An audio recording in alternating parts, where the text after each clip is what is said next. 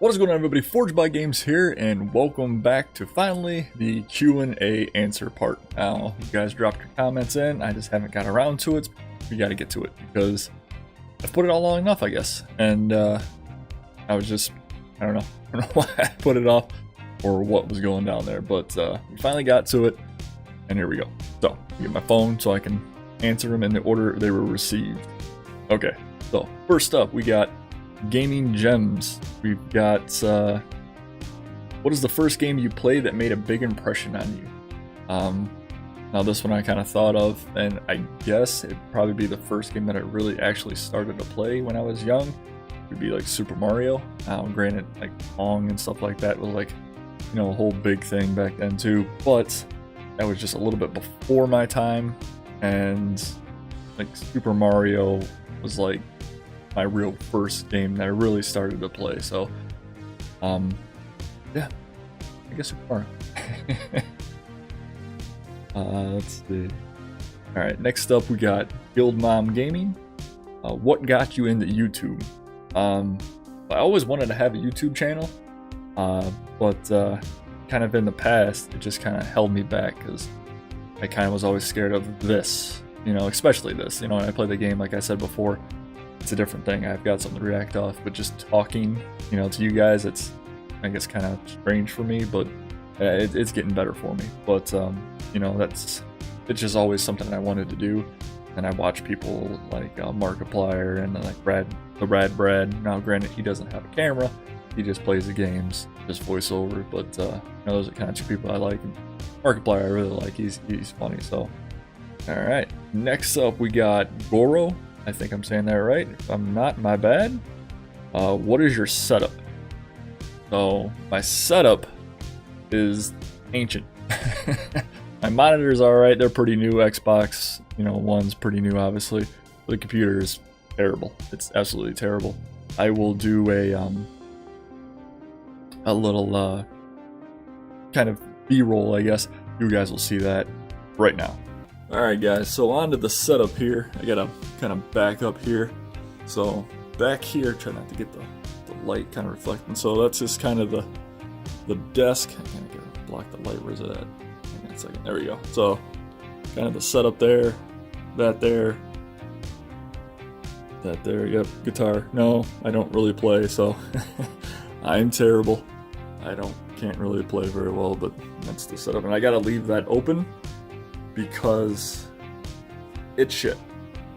I'll be editing my videos and it'll just freeze up on me, and sometimes I have to actually shut it down, remove my graphics card, put it back in, turn it back on, and sometimes that doesn't work, and then I have to do it all over again. So making videos right now with this old bird, giant pain in the ass.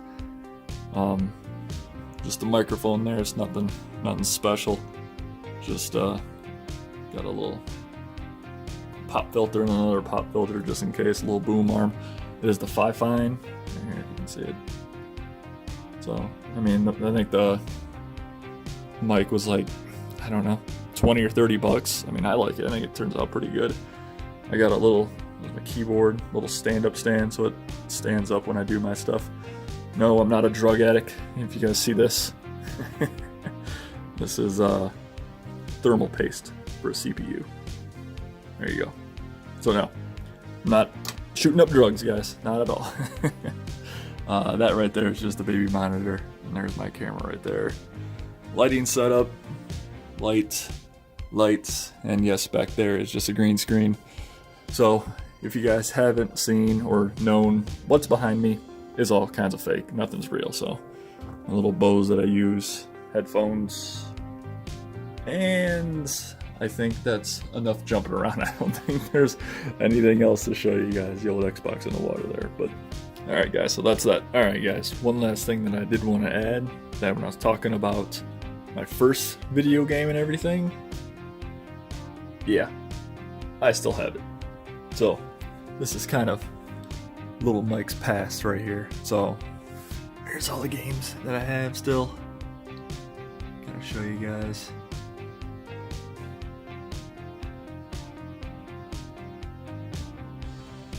There's old Super Mario Brothers and Duck Hunt. Played that a lot. So Ninja Turtles too.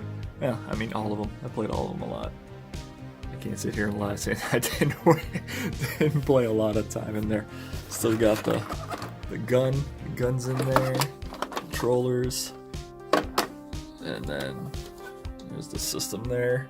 So in case any of you younger kids out there have no friggin' idea, yeah, this was our games. And you'd get stuff in there, right there, and then you'd have to blow it out, even though it says don't do it. But we did it anyway. But yeah, so I just wanted to show you guys a little piece of Mike's past, because I still have it with me. Alright guys, next up we got Reb. He asks, see, how much do you actually game outside of YouTube? Well, the sad and harsh truth of that is 0. Unfortunately, 0. Just because I work about, I don't know, almost 55 so hours a week. Then I come home, got the family, daughter that wants to play and stuff. I can't neglect her. And then during the summer, you're obviously mowing lawns, shoveling snow and all that other bullshit. Then I do my training. All that stuff just kind of just takes up every little bit that I have, and then a little bit of window that I block out at the end of the night before bed, which is, I don't know, normally about an hour and a half to 2 hours, kind of when I play the games. So unfortunately, that's the only time I have left. Now granted, I would love to just play some games and just relax for a while, and not worry about so much of recording, just sit there and be a bum. But yeah, unfortunately, I don't have time for that anymore. But before, I mean, when I was younger, yeah, games were huge. I did more gaming, I think, than breathing. Alright, so next up is Viva. She asked 4 different questions, so we'll go through these here. Favorite video game of all time? That one is really tough because I've played so many and I've loved them all for different reasons. But kind of the ones that anytime I think of like favorite video game, the one that immediately jumps in my head is like Final Fantasy VII. I've played that one quite a bit, and Final Fantasy 8. I did like that one too. Squall and all that. That one was pretty good. I did like that one. Next question is, once your baby girl's a little older, do you think you would want her to get into gaming? Of course, if that's something that she wants to do, I'm perfectly fine with that. The only thing I'm not going to be fine with is if she's like these kids nowadays that, their parents take away their console or their controller or whatever it is, and then they like start attacking their parents. Or I seen something on the news a couple days ago or a week ago or something, that a kid stole a car from his parents because she took away his mom took away his Xbox. And it's not the first time he did it, which in my opinion is ridiculous. You can live in a video game world and have the abilities that the people reside there have. Which would it be? I guess like back to Final Fantasy. Like either probably like Final Fantasy 8. Just because 7 and the whole reactor thing, it's just like doom and gloom. At least 8 was a little more cheerful, and when Squall took what was her name? I don't know, I'm drawing a blank. Maybe I'll figure it out and I'll put it in. If not, I'll look it up later. But when he took her to the ball, and then like the little like the dance ball and everything, that was really cool. It was kind of elegant type thing. It was really cool. It wasn't kind of beat down like 7 was. Favorite video game character? Oof. I mean, there's so many for so many different games. I mean, you got your badasses, you got your cute characters and all that stuff, like Solid Snake. I mean, he was a badass. I loved him. And then, like I said, Squall and Cloud. Sephiroth was awesome. Yeah, I can't forget Spyro. I love Spyro. He's a dragon, so he's actually got my vote. It's funny that video game graphics have changed so much. Like kids see this nowadays. Tomb Raider, which is all like almost real looking. This is what we thought was hot. Yeah, pointy boobs. Yeah, that was it. That was back in the day. but not really. It was so bad graphics. I mean, it was good for the time, but yeah, they were so bad. Let's see. Last set of questions here is from Dema Studios. If I'm saying that correctly, I hope so, man. These are kind of off the wall questions, but I'll answer them anyway. Do you prefer conformist or non-conformist? Well, I mean, that all kind of depends. I mean, if you're going so far out and you're so far out there, you're causing like panic in your thoughts and stuff like that, you know, where you're trying to like not conform to like a system or something like that, and then you don't believe it, and then you're becoming some kind of terrorist or something. No, not so much at all, but I don't believe you should blend in so much that you kind of lose yourself. Like, you got to be yourself, so you gotta kind of conform to the laws, but not conform to kind of everything, if that's what you do you have any prejudice about people listening to harsh noise, extra tones, or experimental underground music genres? I honestly have no idea what the hell that is.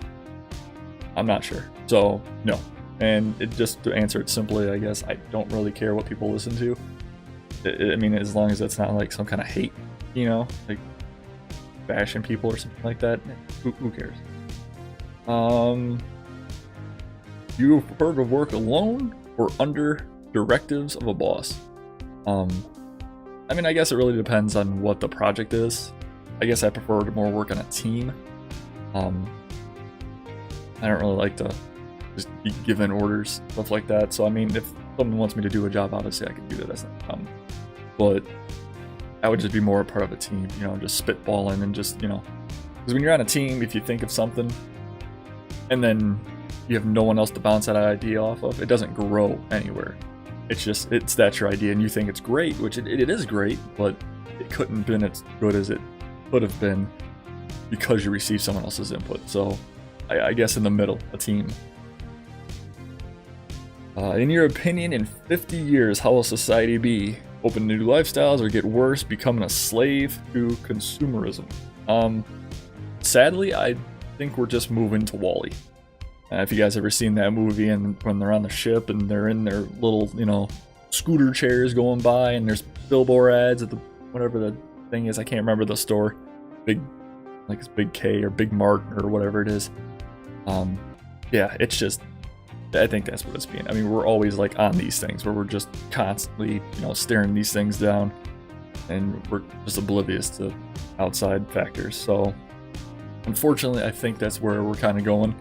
I hope it doesn't get as bad as WALL-E, where people are just so goddamn fat they can't even move for themselves, and they're just hovered around in carts and telling them where to go and what to do and what to watch. I think it's just kind of sad, but it's kind of true, even though nowadays, because people don't really want to think for themselves anymore, they just want to be told what to think. It's easier, and they don't want to put the work in. So, I think that's it, guys. This last one, let me look here. Alright guys, so that is it. That is all the questions you guys had for me. I hope they, you know, kind of answer those good. I don't know. That's my first, like, Q&A thing. So if you guys liked it, give it a big thumbs up. Comment below what you guys thought. If I said any of your names wrong, you guys can, you know, kick me in the ass in the comments if you guys want. I apologize. But, yeah, that's it, guys. So it was fun. I like the questions. I appreciate you guys. All right, guys, that's it for this one. I will see you back in the games. See ya!